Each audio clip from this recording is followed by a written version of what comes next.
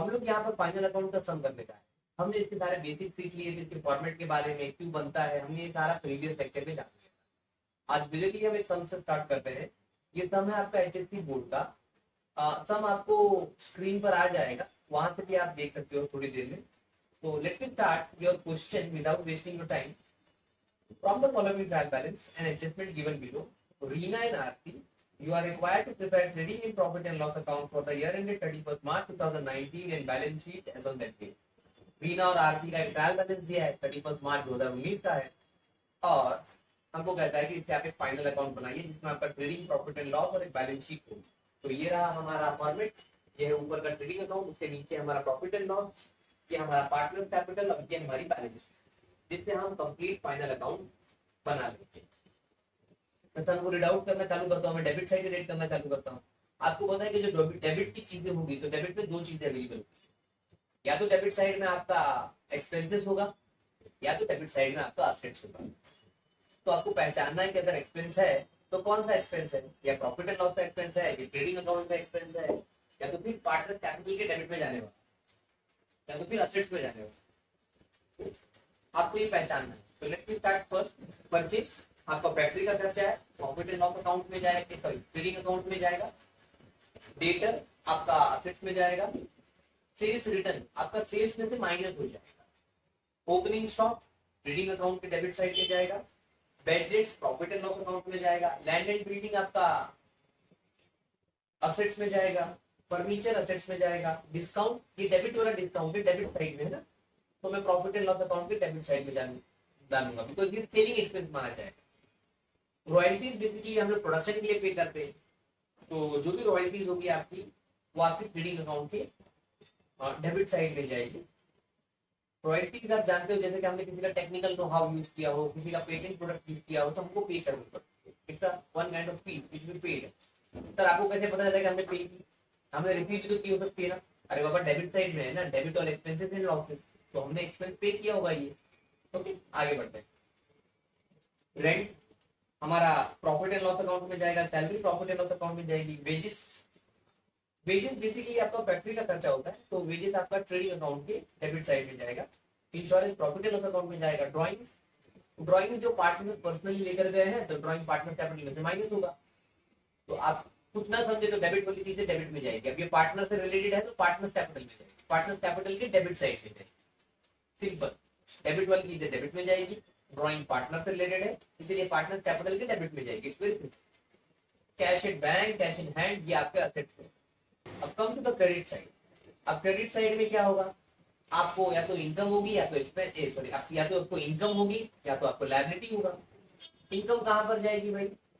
Credit side में, या तो ट्रेडिंग के क्रेडिट में, या तो प्रॉफिट एंड लॉस के क्रेडिट में, या तो पार्टनर्स के क्रेडिट में, या तो कुछ पार्टनर्स की इनकम हुई तो। और लायबिलिटी वो भी क्रेडिट बैलेंस होता है।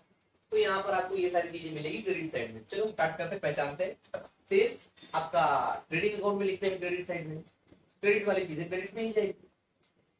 Creditors that's your liability. Purchase return आपका परचेज में से माइनस हो जाएगा। अब ये आरडीडी है, that is reserve for doubtful debts.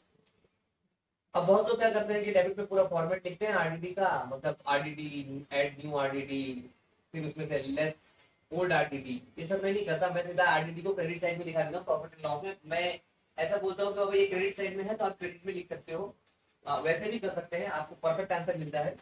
Next, तो हम लोग आरडीडी कहाँ पे दिखाएंगे? क्रेडिट वाली जो आपकी ट्रायल बैलेंस में आती है वो क्रेडिट साइड में ही दिखाएंगे। डिस्काउंट आपका प्रॉफिट एंड लॉस में जाएगा, तो ये डिस्काउंट क्रेडिट वाला है, तो प्रॉफिट एंड लॉस में क्रेडिट साइड में जाएगा। कमीशन प्रॉफिट एंड लॉस में क्रेडिट साइड में जाएगा, बिकॉज ये आपकी इनडायरेक्ट इनकम है। और कैपिटल अकाउंट, तो कैपिटल अकाउंट पार्टनर्स कैपिटल में जाएगा, क्रेडिट साइड में जाएगा, क्योंकि ये लैब आपका क्रेडिट बैलेंस है। ओके आगे बढ़ते हैं, एडजस्टमेंट देख लेते हैं। अब एडजस्टमेंट जहां जहां होती है वहां पे स्टार करना पड़ता है, ताकि हमको याद रहे कि वहां पर हमको एक लाइन छोड़ना है। जैसे क्लोजिंग स्टॉक है, क्लोजिंग स्टॉक का कोई स्टार करने की जरूरत नहीं है, दो इफेक्ट आती है, हम लोग सम में समझ लेंगे। फिर right of ₹900 for bad and doubtful debts and create a provision for reserve and doubtful डेब्ट ₹1000। कह रहा है कि आपको 900 रुपीज का सबसे पहले तो बैड डेट हो गया, मतलब आपने जो सेल किया था डेटर से आपके जहां से आपको पैसा आने वाला था वहां पे आपका 900 रुपीज डूब चुका है, और आपको कहता है कि रिजर्व क्रिएट करो, आरडीडी क्रिएट करो, उसमें भी ₹1000 दे दिया है सीधा सीधा, बहुत बार परसेंटेज देता है, यहाँ पे डायरेक्टली अमाउंट दे दिया है, मीन्स आपको 1000 रुपीज माइनस करना पड़ेगा आपके डेटर में से, और तो डेटर पे बेसिकली 2 स्टार करने पड़ेंगे, और जब कभी भी 2 स्टार हो, 1 स्टार हो तो आपको एटलीस्ट 2 लाइन, सॉरी 1 स्टार हो तो आपको एटलीस्ट 1 लाइन, उसके बाद अगर जितने भी स्टार बढ़ते जाएंगे, जैसे 2 आया, तीसरा आया स्टार, चौथा स्टार आया, मतलब एडजस्टमेंट उतनी ज्यादा है ना, तो आपको हर स्टार के लिए 2 लाइन छोड़नी पड़ेगी। तो यहाँ पर आपका नॉर्मल सबसे पहले तो एक एडजस्टमेंट है तो उसके लिए 1 लाइन, उसके बाद एक एडजस्टमेंट और आ गया, आपको आरडीडी निकालने पड़ तो उसकी 2 लाइन, टोटल 3 लाइन करनी पड़ेगी आपको डेटर। फिलहाल आगे बढ़ते हैं। फिर कहता है create a provision for discount on debtors 3% and creditors 5%। आपको डिस्काउंट क्रिएट करने बोल रहा है, आपको डिस्काउंट किस पे क्रिएट करना है, आपके डेटर्स पे और आपके क्रेडिटर्स पे। तो डेटर्स पे 3 स्टार होगा, तो पहले स्टार के लिए 1 लाइन, दूसरे स्टार के लिए 2 लाइन, तो 3 लाइन हो गए, और तीसरे स्टार के लिए और 2 लाइन, तो 5 लाइन हो गए टोटल डेटर्स पे। और क्रेडिटर्स पे पहला एडजस्टमेंट आया है तो हम लोग 1 लाइन छोड़ेंगे। आगे बढ़ते हैं। उसके बाद देखोगे तो आपको कहता है कि आउटस्टैंडिंग है आपके, मतलब एक्सपेंसेस आपके कुछ आउटस्टैंडिंग है जो पे करना बाकी है, वेजेस और सैलरी है, तो लोग वेजेस और सैलरी पे भी स्टार लगाएंगे ताकि एक स्पेस लाइन छोड़ दे तो इनर कॉलम में लिखे, ताकि हम एडजस्टमेंट कर सके। फिर आपको कहता है कि आपने जो इंश्योरेंस पे किया है वो 15 महीने के लिए पे किया है विद द इफेक्ट फ्रॉम 1 अप्रैल 2018। मतलब जब आपका अकाउंटिंग ईयर स्टार्ट हुआ था उस टाइम से आपने इंश्योरेंस का पैसा पे किया, और वो इंश्योरेंस का पैसा आपने 15 महीने के लिए पे किया है। बेसिकली अकाउंट बनता है 12 महीने, जो आपने 3 महीना एक्स्ट्रा पे किया है वो प्रीपेड है, तो हम कैलकुलेशन में एडजस्टमेंट करने के टाइम देखेंगे, don't worry about it. Insurance पे स्टार लगाना पड़ेगा ताकि 1 लाइन छोड़े हम लोग उसके अंदर एडजस्टमेंट कर सके। उसके बाद आपको कहता है कि आप डेप्रिसिएशन निकालो आपके लैंड एंड बिल्डिंग का 5%, बड़ा इजी है ये। और फिर कहता है कि Reena and Aarti sharing profit and loss in their capital, मतलब जो रीना और आरती का कैपिटल है उसी के रेशियो में उनका प्रॉफिट भी और लॉस भी शेयर होगा। लेट मी स्टार्ट योर सम। अब सम सबसे पहले स्टार्ट करने से पहले आप हमेशा 3-4 चीजें एडवांस में लिख लो इस सम में, ताकि सम थोड़ा सा इजी हो जाए। जैसे सबसे पहले आप ट्रेडिंग अकाउंट में जाके डेबिट साइड में सबसे पहला ओपनिंग स्टॉक लिख लो। अमाउंट बता दो, बाद में रखते हैं अमाउंट ढूंढ ढूंढ के, जैसे आते जाएगा वैसे अमाउंट डालते जाएंगे, बट ये 3-4 चीजें लिख लो ओपनिंग स्टॉक। उसके बाद उसी के नीचे परचेज लिख लो, जो आप मटीरियल परचेज करते हो, टू परचेज। यहाँ पे परचेज रिटर्न है तो हम लोग 1 लाइन छोड़नी पड़ेगी, बिकॉज यहाँ पे हमने देखा था सब में कि परचेज रिटर्न था, मतलब हमने कुछ सामान खरीदा था जो वापस दे दिया, तो उसके लिए 1 लाइन छोड़नी पड़ेगी। तो मैं यहाँ पे एक ऐसा लाइन खींच देता हूँ उसके नीचे, मतलब 1 लाइन का सिंबल है वो, 1 लाइन छोड़नी पड़ेगी मुझे। उसके बाद क्रेडिट साइड में आप लिख लो बाय सेल्स, और सी 1 लाइन छोड़नी पड़ेगी बिकॉज यहाँ पे सेल्स रिटर्न भी था जो माइनस करना पड़ेगा हमको, बिकॉज हमने जो सेल किया था वो वापस आ गया, सेल्स रिटर्न कहते हैं ना। अब यहाँ पर आप डिटेल्स के बारे में ऑलरेडी एडवांस में लिख दिया, तो बेनिफिट्स के बारे में, डिटेल्स पे जो एडजस्टमेंट होती है ना उसके बारे में, जैसे मैं यहाँ पे बताता हूँ एक फॉर्मूला फॉर्मेट, वो तो एडवांस में ही लिख लिया रहेगा, तो डालने का नहीं रहेगा तो आप टेस्ट कर सकते हो, ताकि सम थोड़ा सा इजी पड़े और जल्दी हो जाए। सबसे पहले जैसे कि यहाँ पर क्या लिख देंगे हम लोग, बैंडेड्स। आई होप दिख रहा हो आपको बैंडेड्स, मैंने यहाँ पे लिखा हुआ है। फिर ऐड बैंडेड्स, और फिर add RDD, that is reserve for doubtful debt.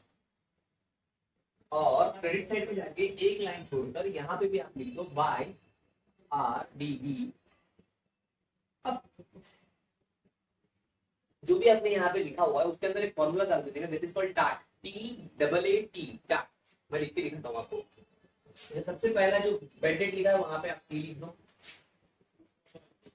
फिर यहाँ पर ए लिख दो, उसके नीचे भी ए लिख दो, और लास्ट वाले के पास टी लिख दो। अगर आप देखोगे तो देखो मैंने सबसे पहले यहाँ पे टी लिखा, फिर ब्रैकेट में ए लिखा, फिर ए फिर T, that T for trial balance और A for adjustment. It means that कि अगर आपको बैड डेट ट्रायल बैलेंस से मिलता है तो आप ट्रायल बैलेंस वाला बैड डेट यहाँ पे लिखोगे, बट अगर आपको बैड डेट एडजस्टमेंट से मिलता है तो यहाँ पे इसके सामने लिखोगे। और अगर आपको कोई आरटीडी सिमिलरली एडजस्टमेंट से मिलती है तो यहाँ पर आप लिखोगे A फॉर एडजस्टमेंट्स, और यहाँ पर कोई आरटीडी आपको ट्रायल बैलेंस से मिलती है तो T फॉर ट्रायल बैलेंस को यहाँ पर लिखो। ओके, यहाँ पर इनर कॉलम में लिखने की जरूरत नहीं, आउटर कॉलम में, बिकॉज यहाँ पे कलेक्टिव नहीं है, ये सिंगल है, बट यहाँ पे कलेक्टिव है तो जो जो इन्फॉर्मेशन मिलेगी पहले आप इनर कॉलम में लिखोगे और बाद में उसको आउटर कॉलम में लेके जाओ। तो अब मैंने ये चार चीजें लिख ली, 1 2 3 4। अब मैं सम को स्टार्ट करता हूँ। आप देखते जाइए कि कैसे सम कंप्लीट होता है, बड़ा इजी सम होता है फाइनल अकाउंट। आप खाली प्रैक्टिस की जरूरत थोड़ी बहुत और इजीली हो जाएगा। सबसे पहले आपको परचेज है, परचेज 35,500 का है, मैं इनर कॉलम में लिखूंगा 35,500।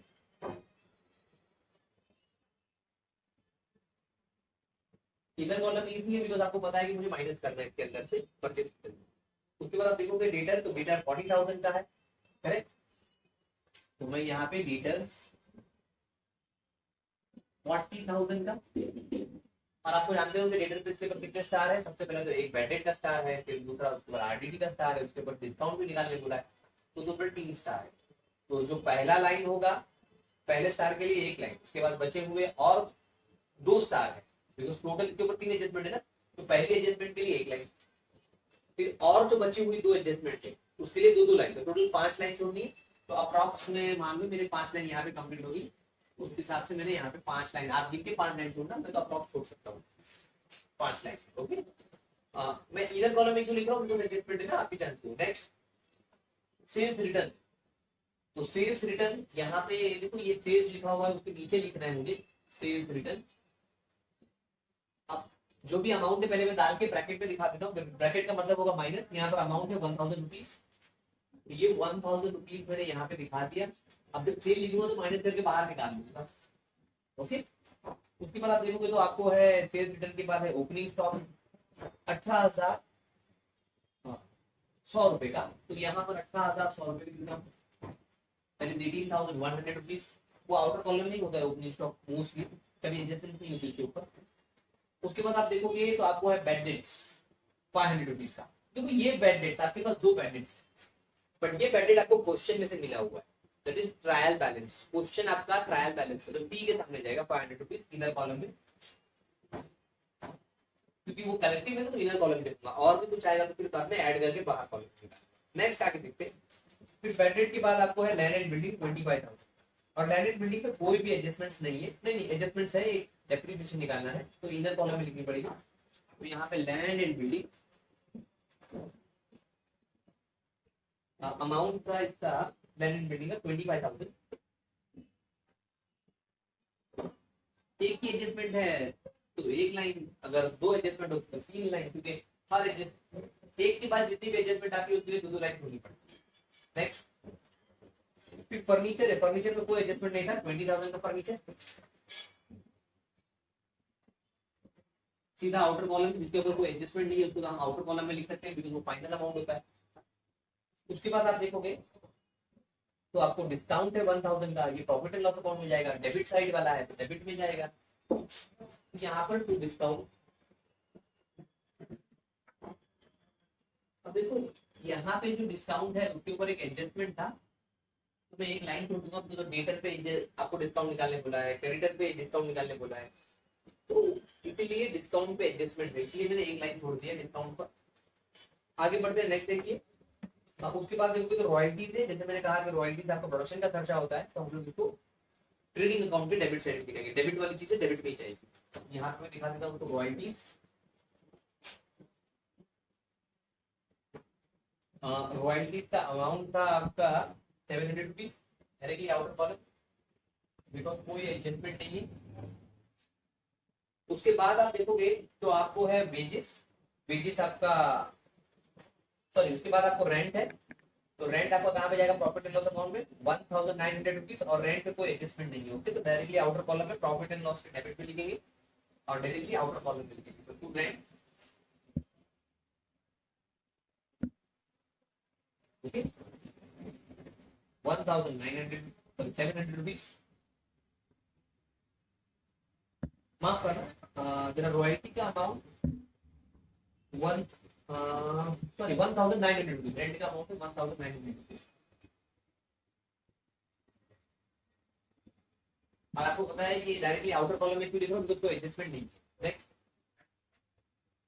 सैलरीज है, सैलरीज पे एडजस्टमेंट है, प्रॉफिट एंड लॉस अकाउंट में जाएगा, डेबिट वाली चीजें डेबिट में जाएगी, और एडजस्टमेंट है आउटस्टैंडिंग का इसके ऊपर, तो एक लाइन छोड़नी पड़ेगी। यहाँ पे कुछ सैलरीज लिखूंगा मैं,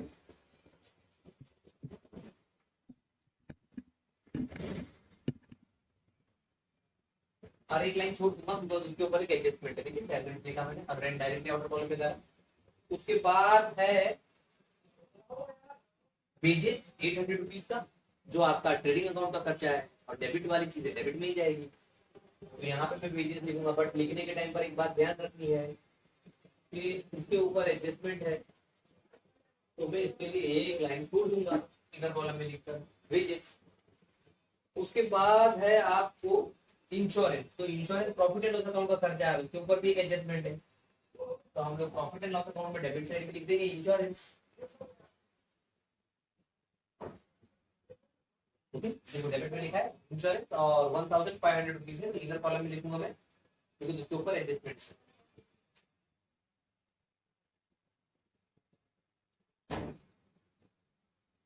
ये 1500 रुपीज लिखा हूँ और एक लाइन छोड़ा ताकि इसके ऊपर एडजस्टमेंट कर सकूँ। उसके बाद आप देखोगे तो आपको ड्राइंग्स है, तो जो भी ड्राइंग्स है आपका वो आपका पार्टनर से रिलेटेड है, तो जो भी आपका ड्राइंग होता है पार्टनर से रिलेटेड वो पार्टनर्स कैपिटल अकाउंट में जाएगा, और डेबिट वाली चीजें डेबिट में जाएगी। ओके, यहाँ पे ड्राइंग और ये पार्टनर्स का है, तो इसलिए मैं पार्टनर्स कैपिटल में डालता हूँ, और डेबिट वाली चीजें इसलिए मैं डेबिट में डाल रहा हूँ। तो यहाँ पर है 2000 और 1000,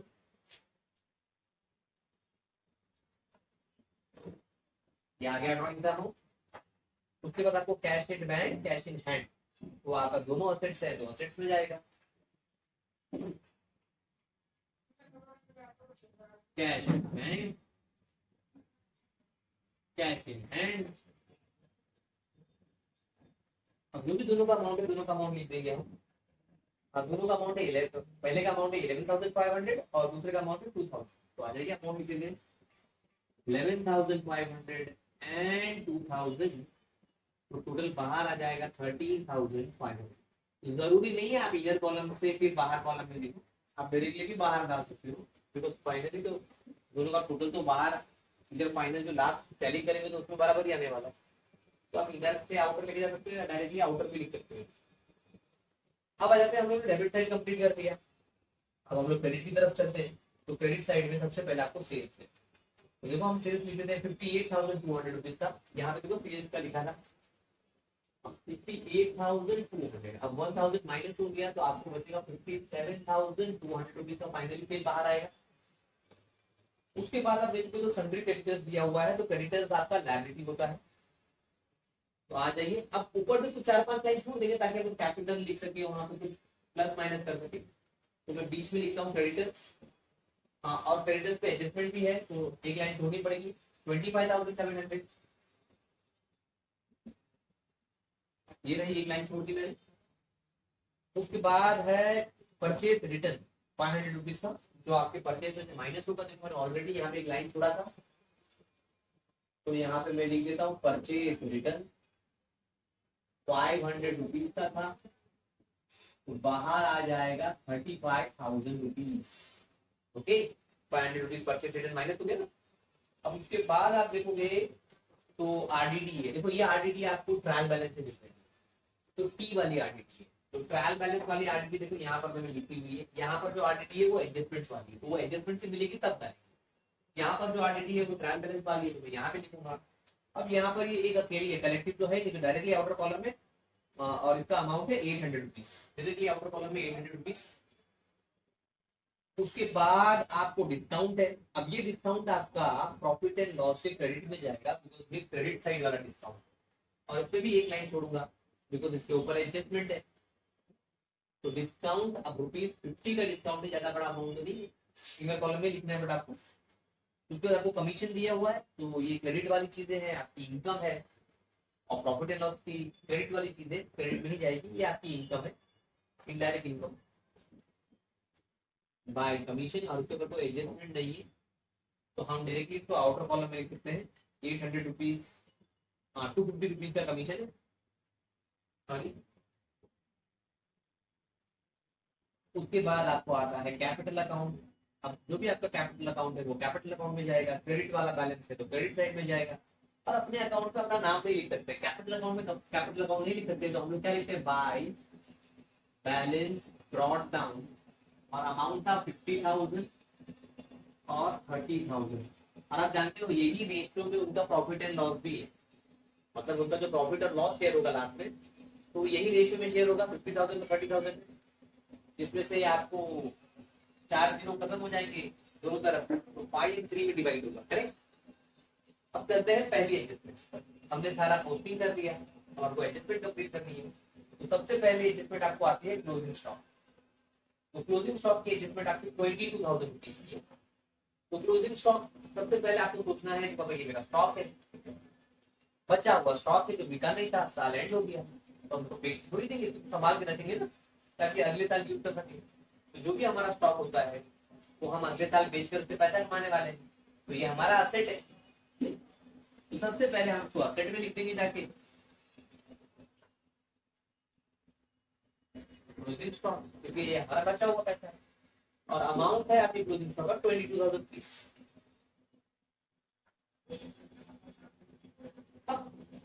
ये तो हो गया हमारा असेट, और असेट डेबिट बैलेंस होता है, हमेशा याद रखो, लिखना नहीं होता है पर समझना होता है कि असेट डेबिट बैलेंस होता है। तो ये जो स्टॉक का मैंने एक इफेक्ट दिया, तो डेबिट साइड वाला इफेक्ट हो गया, और एडजस्टमेंट दो इफेक्ट होती है। वापस में रिपीट कर देता हूँ, स्टॉक आपका बचा हुआ रहता है जो बिका नहीं है आपका साल के एंड के बाद, तो इसको हम क्लोजिंग स्टॉक कहते हैं। ये हमारा असेट्स होता है, और असेट हमारा डेबिट्स इफेक्ट हो गया, बिकॉज जितने भी असेट्स होते हैं वो सब डेबिट बैलेंस होते हैं। अब ये डेबिट बैलेंस हो गया, और एडजस्टमेंट की दो इफेक्ट होती है, अगर ये डेबिट हुआ तो अगला क्रेडिट होना चाहिए। तो अगला क्रेडिट कहां पर आएगा, स्टॉक फैक्ट्रीज में होता है, तो फैक्ट्री के लिए हम कौन सा अकाउंट बनाते हैं, ट्रेडिंग अकाउंट, तो वहां पर डेबिट है, तो ट्रेडिंग अकाउंट में क्रेडिट साइड में आ जाएगा सिंपली।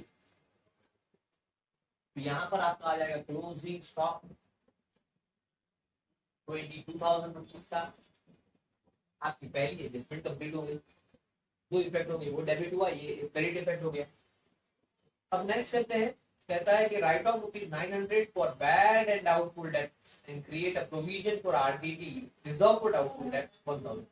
सबसे पहले कहता है कि आपका 900 रुपीज का बैड डेट हो चुका है, मतलब आपका जो डेटर था उसमें से 900 रुपीज आपका लॉस हो चुका है, बैड डेट मतलब आपका पैसा नहीं आने वाला है, डूब चुका है। तो यहाँ पे सबसे पहले बैड डेट लिख देता हूँ कि बाबा ये 900 रुपीज नहीं आने वाला है, मैं उसको माइनस कर देता हूँ, तो मेरे पास यहाँ पर आएगा 39,100 रुपीज आने के अभी भी चांसेस है। बट सब आगे जाके फिर बोलता है कि आपको 1,000 का और भी डाउट है कि नहीं आएगा, that is called reserve for doubtful डेब्ट, आरडीडी। तो ठीक है भाई, हम कहते हैं कि आपको वापस माइनस करना पड़ेगा आरडीडी, और भी डाउट है कि आपका 1,000 रुपीज नहीं आएगा। ये देखिए मैंने लिख दिया, माइनस कर दिया, मतलब अब मुझे जो आने वाला है वो 38,100 रुपीज पैसा आ सकता है। अब इसकी दो इम्पैक्ट होगी, ये तो मैंने असेट्स में जाके इम्पैक्ट दिया है, अब दूसरी इम्पैक्ट कहाँ पर होगी, ऑलरेडी हमने देखो यहाँ पर बना के रखा है फॉर्मेट, देखो यहाँ पर पेंडेंट है, आरडीडी है, देखो ये ए और ए लिखा हुआ है, मतलब ये एडजस्टमेंट वाली है, ये जो बेडेट है वो एडजस्टमेंट वाला है, हमको ये जो बेडेट मिला है 900 रुपीज का वो एडजस्टमेंट से ही मिला है, तो ए के सामने जाके लिख देंगे 900 रुपीज,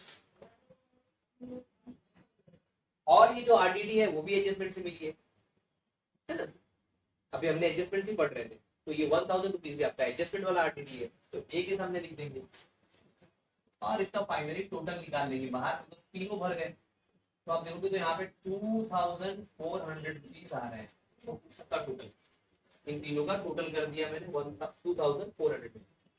मेरी दूसरी एडजस्टमेंट भी खत्म हो गई। अब चलते हैं तीसरी एडजस्टमेंट पर, कहता है कि क्रिएट करो discount on debtor 3% and creditors पर 5%। आपको कहता है कि आप डिस्काउंट 3%, तो पहले बोला 3% डेटर पे, तो देखो मैं निकालता हूँ यहाँ पे 3% आपको डिस्काउंट निकालने को, मतलब क्या कि जब आप डेटर का पैसा आने वाला रहेगा आपका 38,100 रुपीज, यही बचा हुआ है ना आएगा जो, तो वो लोग आपसे डिस्काउंट मांगने वाले हैं कि बाबा हमको कुछ कम कर दो पैसा, तो हम आपका पैसा पे कर देते हैं, तो हमको कुछ डिस्काउंट देना पड़ेगा। तो वो अप्रॉक्स अमाउंट दे रहे हैं, परसेंटेज बोल रहे हैं कि 3% है, तो हमको निकालना पड़ेगा। थोड़ा सा वर्किंग देख लो यहाँ पर, थोड़ा सा वर्किंग देख लो। वर्किंग नोट नंबर 1, 3% हम लोग डिस्काउंट निकाल रहे हैं ऑन डेटर्स। जो बचा हुआ अमाउंट है उस पर निकालना है। बचा हुआ अमाउंट कितना है आपको पता है, 38,100 रुपीज।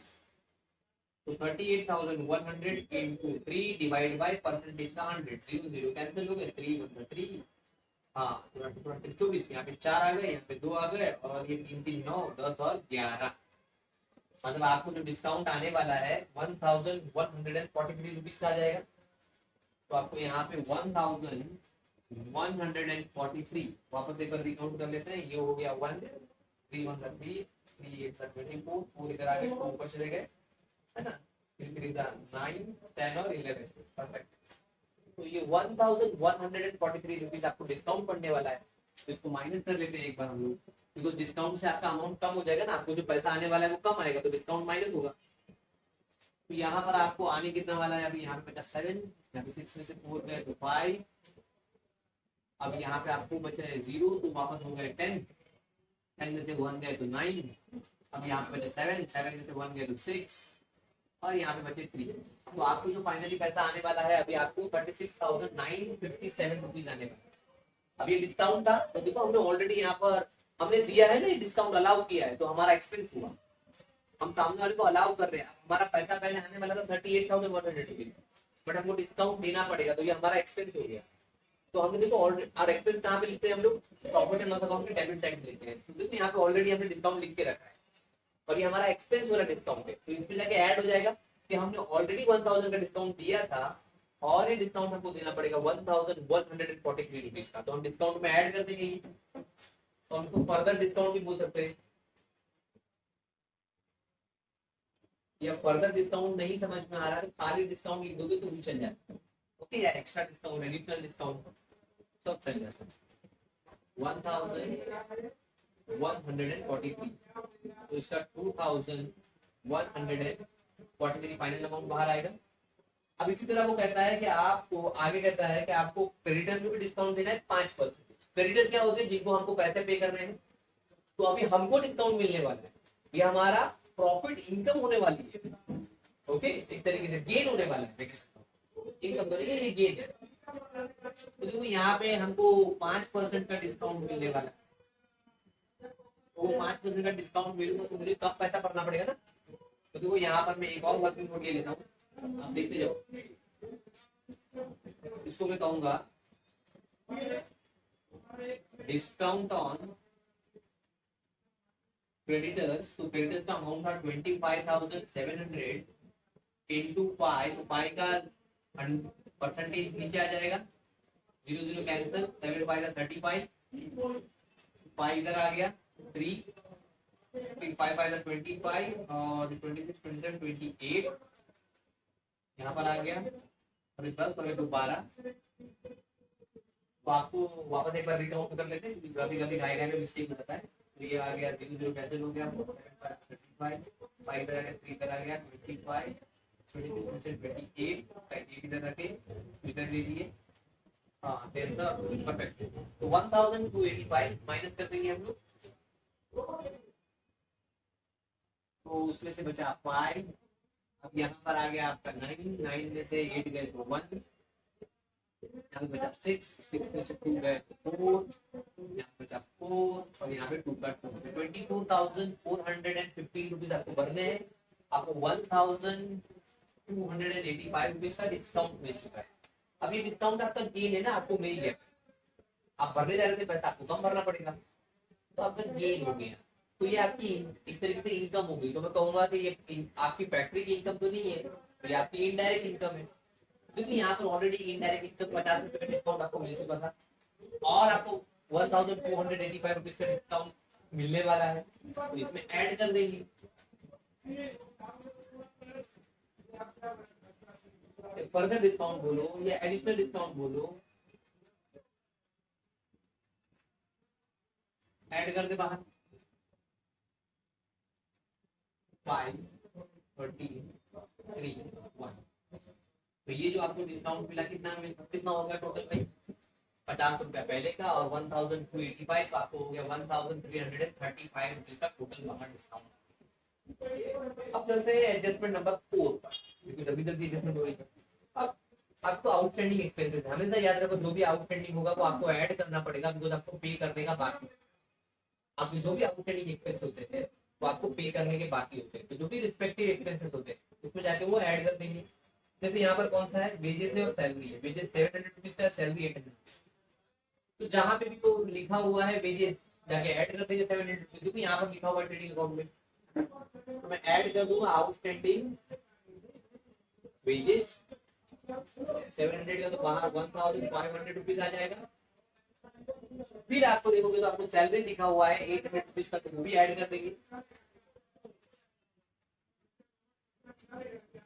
आउटस्टैंडिंग सैलरीज 800 रुपीज की जो भी बाहर अमाउंट आएगा आपको 3800 रुपीज का बाहर अमाउंट आ जाएगा आपको मैंने ऐड कर दिया सैलरी के साथ। अब इसके दूसरे इफेक्ट की बात करते हैं हर एडजस्टमेंट के दो इफेक्ट। अब दूसरा इफेक्ट क्या होगा बाबा आपकी आउटस्टैंडिंग है आपको पैसा पे करना बाकी है तो आपको फ्यूचर में पे तो करना पड़ेगा तो ये आपकी लायबिलिटीज होगी तो लायबिलिटीज में जाके लिख देंगे। तो यहाँ पे मैं एक आउटस्टैंडिंग हेडिंग ले लेता हूँ।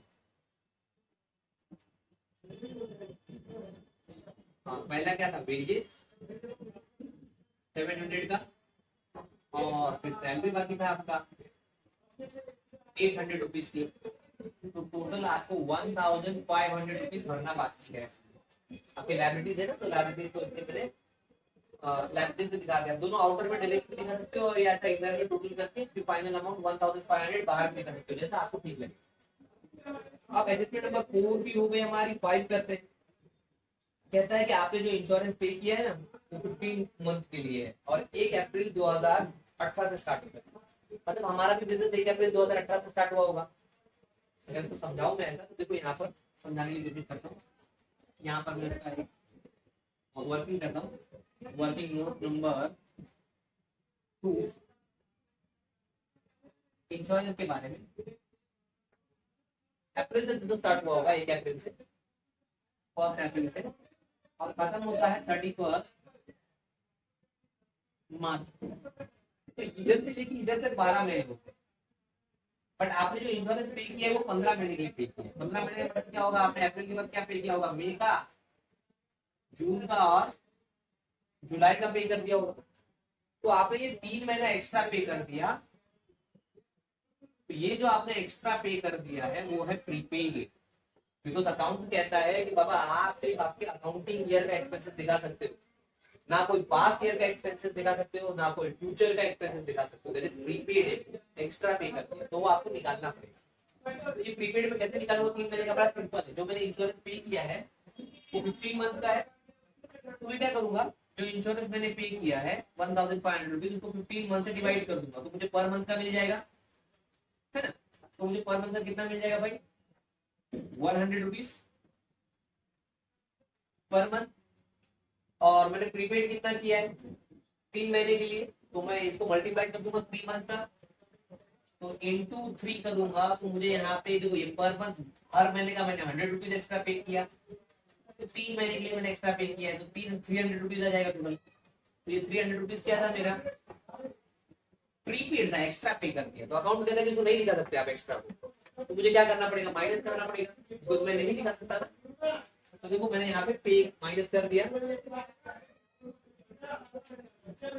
प्रीपेड इंश्योरेंस 300 रुपीज का एक्स्ट्रा दिखा दिया था तो मैं ब्रैकेट लगा के माइनस कर दूंगा और बाहर आ जाएगा 1200। देखिए आपके पास प्रीपेड लिखकर 300 रुपीज माइनस करके बाहर 1200 रुपीज लेकर आ गया।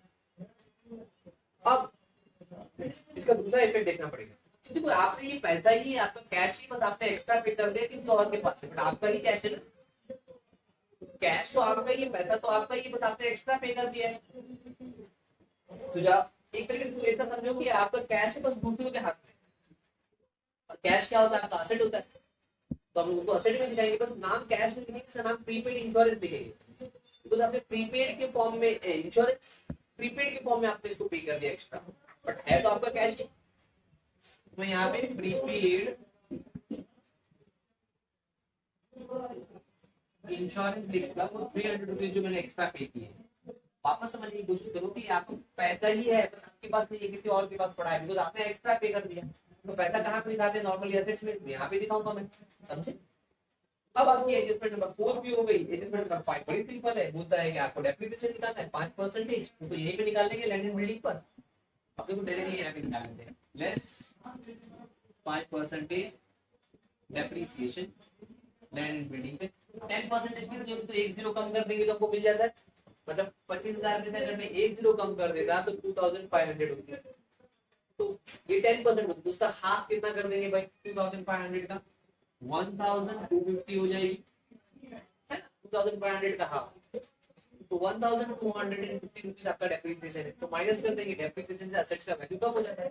तो बाहर कितना आ जाएगा, देखो भाई जीरो आ गया, 10 में से 5 का तो 5 आ गया, यहाँ पे बेटा 9, 9 में से 2 गए तो 7 आ गए, यहाँ बचा 4, 4 में से 3 आ गए, अब 2 का 2, तो 23,750 बाहर रहता। और जो भी डेप्रिसिएशन है उसकी दूसरी इफेक्ट भी आएगी, वो एडजस्टमेंट है, और ये आपका एक्सपेंस होता है डेप्रिसिएशन। आपका असेट का वैल्यू कम हो गया तो हम लोग प्रॉफिट एंड लॉस पे डेबिट में दिखाते हैं सारे डेप्रिसिएशन, ओके रिमेंबर। तो मैं यहाँ पे जाके शॉर्ट फॉर्म में लिख दूंगा डेप्रिसिएशन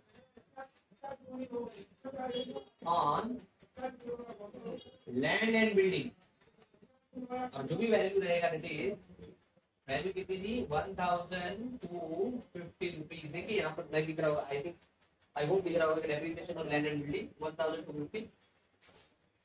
मेरी सारी एडजस्टमेंट ऑलमोस्ट हो गई। लास्ट एडजस्टमेंट कहती है कि जो भी प्रॉफिट एंड लॉस शेयर होगा वो कैपिटल रेशियो। तो हम सारी एडजस्टमेंट कर ली, अभी हम टैली करते हैं। तो हम टैली करने के लिए शुरुआत करते हैं। सबसे पहले हम कौन सा अकाउंट टैली करेंगे, हमारा ट्रेडिंग अकाउंट टैली करेंगे, ओके।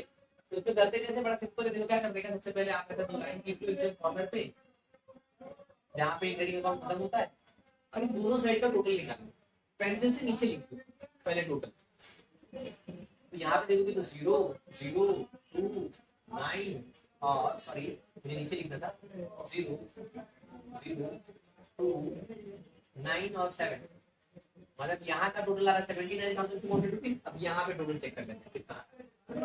यहाँ पे 0, 0, 8 और 5 13 हो गए, 3 आ गए तो 1 इधर आ गए, तो ये हो गया 9 और ये 14 और ये 15, और 1 इधर आ गया तो हो गया 2 और ये हो गया 5। यहाँ पर आ रहा है 55,300 रुपीज। तो बड़ा कौन सा बैलेंस हो, दोनों तरफ चला जाएगा।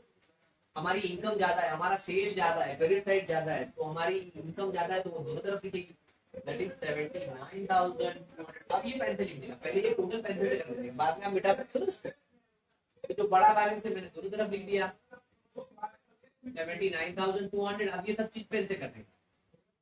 अब मैं 55,300 माइनस कर दूंगा, तो इधर 0 आ गया, इधर 0 आ गया। अब इधर 12 ले लिए तो 3 गए तो 9 आ गए, इधर 8 बचे, 8 में से 5 गए तो 3, और यहाँ पर है 7 में से 2 5 गए तो 2। तो आपका 23,900 रुपए, 23,900 रुपीज आपका प्रॉफिट है, क्योंकि आपकी इनकम ज्यादा है और आपका एक्सपेंस कम था फैक्ट्री के एक्सपेंस से रिलेटेड, तो हम लोग इसको ग्रॉस प्रॉफिट कहेंगे। आप जानते हो हमको ग्रॉस प्रॉफिट क्यों कहते हैं, क्योंकि इसमें अभी भी बहुत सारी इनकम और एक्सपेंसेस ये एडलेस करना बाकी है ना, इसीलिए तो हम लोग कहेंगे ग्रॉस प्रॉफिट कैरी डाउन। अब ये ग्रॉस प्रॉफिट जो कैरी डाउन हुआ तो यहाँ पे आके ब्रॉड डाउन हो जाएगा, डेबिट से क्रेडिट में आके। तो by gross profit brought down that is 23,900 rupees, ये ब्रॉड डाउन हो गया। अब सेम प्रोसेस यहाँ पे करेंगे जैसे वहां पे किए थे, कि हम थोड़ी जगह चाहिए, ध्यान रखना कि आप जो भी करो ना ये सब सामने सामने रहना चाहिए। मेरा थोड़ा ऊपर नीचे दिख रहा है बट आपका आमने सामने होना चाहिए, ओके। तो यहाँ पे मैंने एक वर्किंग नोट किया है ना, तो आपके लिए रखनी है वर्किंग नोट, इसलिए मैंने वहाँ पे जगह कहीं इसको इरेज करा। अब सेम प्रोसेस करेंगे, पहले हम नीचे लिख लेंगे टोटल, के पापा टोटल कितना है दोनों का। देखो यहाँ पर 0 3 3 3 3 3 आ गया, तो यहाँ पे 4 4 और ये 5 4 और 5 9 हो गए, यहाँ पर आ गए 4 5 5 और 9 14 14 और 8 22 23 24 25 26। कैरी हो गए तो हो गए यहाँ पे 4 और ये 5 6 7 7 और ये 10 11 12। यहाँ पे 12,693 आ रहा है। यहाँ पर देखते हैं टोटल। यहाँ पे आ गया आपका 5, फिर आ गया 8 9 और ये 17 17 और ये 20 20 और ये 22 कैरी हो गया, जो ये 5 और ये हो गया 6 और ये 2 का 2। तो यहाँ पर आपको वापस एक बार कर लेते हैं, थोड़ा सा कंफ्यूजन। 5 8 17 20 22 तो आगे इधर ये हो गया 5 और 6, हाँ बराबर है। तो 26,285 आपका क्रेडिट साइड का आ रहा है और 12,693 आपका डेबिट साइड का आ रहा है। तो क्रेडिट साइड का ज्यादा है, तो जो भी क्रेडिट साइड का ज्यादा है तो बाबा दोनों तरफ दिखेगा, जैसा मैंने बताया आपको। अब ये पेन से लिख देगा आपको, पहले ये पेंसिल से लिख कर देंगे ताकि बाद में आप मिटा सकते हो, बिकॉज वो नीचे लिखना अलाउड नहीं है। 26,285 अब हम लोग छोटा बैलेंस माइनस कर देंगे, यहाँ पे बचा 2। अब 18 में से 9 गए, तो 18 में से 9 गए तो यहाँ पर बचे 9। अब यहाँ पे 1 बच गए तो 11 हो गए, 11 में से 6 गए 5। अब यहाँ पे 5 है तो 5 में से, बिकॉज 1 यहाँ पे ले लिया था ना, तो यहाँ पे 5 में से 2 गए तो 3 और यहाँ पे आ गया 1। तो 13,592 आपका नेट प्रॉफिट है। Let me check, yes exactly 13,592 आपका नेट प्रॉफिट है। अब ये नेट प्रॉफिट क्या होगा, यहाँ पर चला जाएगा, ये आपका नेट प्रॉफिट कैरी डाउन लिख दूंगा। नेट प्रॉफिट क्यों, बिकॉज ये फाइनल प्रॉफिट है। अब इसमें कोई बिजनेस के एक्सपेंस और इनकम ऐड करने की जरूरत नहीं है। ओके, अब हम लोग इसको पार्टनर्स कैपिटल में ले जाएंगे। यहाँ पे डेबिट है तो वहां पर क्रेडिट में जाएगा। By net profit brought down, अब इसको रेशियो में डिवाइड करना पड़ेगा 5:3 से, बिकॉज इनका कैपिटल का रेशियो था ना, तो कैपिटल देखो 5 है और यहाँ पे 3 है, 5:3 में इसको डिवाइड करना पड़ेगा आपके नेट प्रॉफिट को 13,592 को। तो देखो मैं यहाँ पे डिवाइड करके दिखाता हूँ आपको, मुझे मिटाना ही। अच्छा चलो ठीक है, यहाँ पे ट्राई करता हूँ। तो सबसे पहले हम लोग रीना को दे दें, तो रीना का 13,592 मल्टीप्लाई बाय 5 डिवाइड बाय 8 क्यों, क्योंकि उनका रेशियो 5 और 3 है ना, तो दोनों का प्लस नीचे आ जाएगा डिवीजन में। तो अब हम लोग इसको कैसे करेंगे, पहले हम लोग इसको मल्टीप्लाई कर लेते हैं। तो ये हो गया 10, 1 आ गया इधर, 45 46 हो गया, 4 आ गया इधर, 25 और ये 29 आ गया, 2 आ गया इधर, तो ये हो गया 15 16 17 और 1 आ गया इधर और ये हो गया 6। अब डिवाइड बाय 8 कर देते हैं इसको,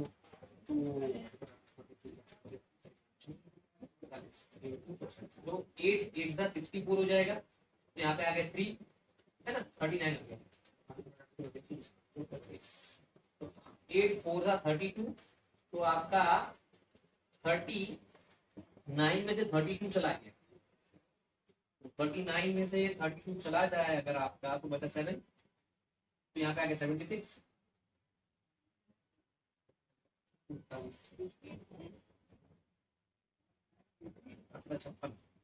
हाँ, तो यहाँ पर देखो 8 7 जा 56 हो रहा है।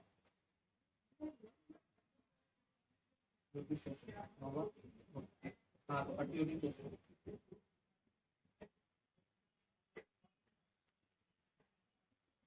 प्रॉफिट मिला था। अब ये पार्टनर से डिवाइड हो जाएगा। नेट प्रॉफिट था हमारा 13,592 और रेशियो होगा उसका कैपिटल रेशियो 5:3, मतलब उनका 50,000 30,000 था, तो 4 अगर कट कर दे तो 5:3 मिलेगा। तो ये 5:3 मींस टोटल 8 हो रहा है, तो 5 डिवाइड बाय 8 हो जाएगा। 13,592 को हमको डिवाइड करके तो रीना को देना था। सबसे पहले रीना का 5 है, तो यहाँ पर रीना का देखो 50,000 था, उसका 5 था, तो पहले मैं मल्टीप्लाई कर देता हूँ।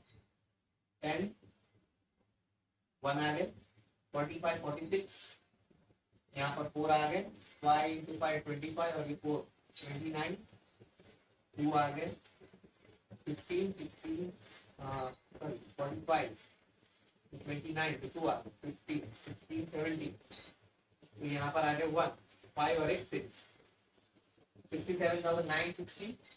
अब इसको डिवाइड बाय 8 कर देंगे, तो 8 8 जा 64, तो यहाँ पे 4 था, 8 8 जा 64 आ रहा है, 64 67 - 64 तो यहाँ पे 3 आ जाएगा 39, तो 8 4 जा 32, 39 में से 32 माइनस हुआ तो 7 बच गया, 76 हो गया यहाँ पर। अब 76 है तो 8 9 जा 72, तो 4 बच गया तो 40 हो गया। तो अब क्या आ जाएगा 8 5 जा 40, तो हमारा आंसर आ रहा है 8495। किसका रहेगा ये, रीना का है, करेक्ट। तो मैं रीना को पहले दे देता हूँ, यहाँ पर डेबिट में है तो ये नेट प्रॉफिट यहाँ पर क्रेडिट में, by net profit brought down 8495 मैंने रीना को दे दिया। अब बचा आरती का निकालना है, तो मैं टोटल में से रीना का माइनस कर दूंगा तो मिल जाएगा ना। मीन्स 13,592 मेरा टोटल प्रॉफिट था, उसमें से अगर मैं रीना का निकाल दूं 8,495 तो मुझे मिल जाएगा आरती का। तो आरती का कितना है देख लेते हैं हम लोग। यहाँ पे 12 हो गए, 12 में से 5 गए तो 7, यहाँ पे 8, तो 18 में से 9 गए तो 9, यहाँ पे बच गया 4 4 4 0 हो जाएगा। और यहाँ पे 13 में से 5 चले गए, सॉरी 13 में से 8 चले गए तो बचे 5, तो 5097 रुपीज हमारा आरती का रहेगा। ओके, तो 5097 रुपीज हमारा आरती का था। Let me check it once again. Perfect है। तो अब मैं क्या कर लेंगे इसको अभी। अब देखो हमारा ट्रेडिंग अकाउंट टैली हो गया, उसमें से ग्रॉस प्रॉफिट मिला तो उसको हमने डेबिट से क्रेडिट में लिख दिया। फिर इसको टैली किया हमने, उसमें से नेट प्रॉफिट मिला तो नेट प्रॉफिट को हमने कैपिटल के रेशियो में डिवाइड कर दिया। इस बार कैपिटल के रेशियो में क्यों किया, बिकॉज रेशियो सब में बोला था कि आपको कैपिटल में डिवाइड करना है, इसीलिए सब में कोई रेशियो बोलता था उस रेशियो के हिसाब से डिवाइड करता, कुछ नहीं बोलता तो मैं इक्वल बांट देता दोनों में, समझे। अब मैं पार्टनर्स कैपिटल अकाउंट को टैली कर दूंगा। तो जहां पे बड़ा बैलेंस है ऑब्वियसली यहाँ पे समझ में आ रहा है कि यहाँ पे बड़ा बैलेंस कौन सी साइड है, क्रेडिट साइड है। 50,000 और 8,495, तो यहाँ पे आ जाएगा 58,495। यहाँ पे आ जाएगा आपका 35,097। जो बड़ा बैलेंस है दोनों तरफ लिख देंगे, 58,495 और 35,097 रुपीज। अब उसमें से जो छोटा बैलेंस है वो माइनस हो जाएगा, 1000 माइनस हो जाएगा तो यहाँ पर आ जाएगा 34,097 और यहाँ पे 2000 माइनस हो जाएगा 58,000 में से आपको बचेगा 56,495।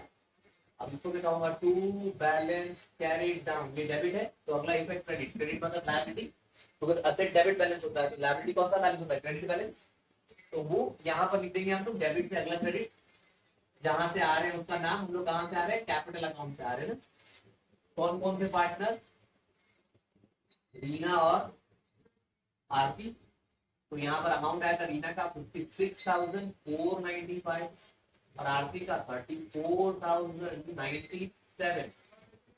अब इसको टोटल कर देते हैं तो ये आ गया 2, 1 हो गया कैरी, 9 9 28 19, तो 1 आ गया यहाँ पर, ये हो गया 4 8 5, ये हो गया 10, 1 आ गया यहाँ पर हो गया 6 और ये 7 8 9, 90,592 दोनों का टोटल हो रहा है कैपिटल का। अब फाइनली हम लोग बैलेंस शीट टैली करने की कोशिश करते हैं। अगर हमारा दोनों साइड टैली आता है तो हमारा बैलेंस शीट टैली हो गया, सब राइट था, और नहीं आता है तो कुछ ना कुछ हमारा मिस्टेक है। Let's see. तो ये 2 और 5 7 हो गए, 9 और 10 हो गए, 1 आ गया यहाँ पर 6 10 15, 1 आ गया यहाँ पर 5 6 9 और 10 11, तो 1,16,507 रुपीज आ रहा है यहाँ पे मेरा लाइबिलिटी का। लेट्स सी, हम लोग असेट का चेक कर लेते हैं। तो अगर यहाँ पर चेक करा जाए असेट का, तो असेट का देखो ये कॉलम है, ये आ गया 7 10, 1 आ गया यहाँ पर 10 17 17 और 22 25, 2 हो गए 8 11 14 15 16, 6 आ गए, 1 आ गया 4 5 6 7 8 9 10 11। तो देखो यहाँ पे भी हमारा आ रहा है 1,16,507। हमारी बैलेंस शीट यहाँ पर टैली होती है और हमारा ये सम कंप्लीट होता है। Thank you.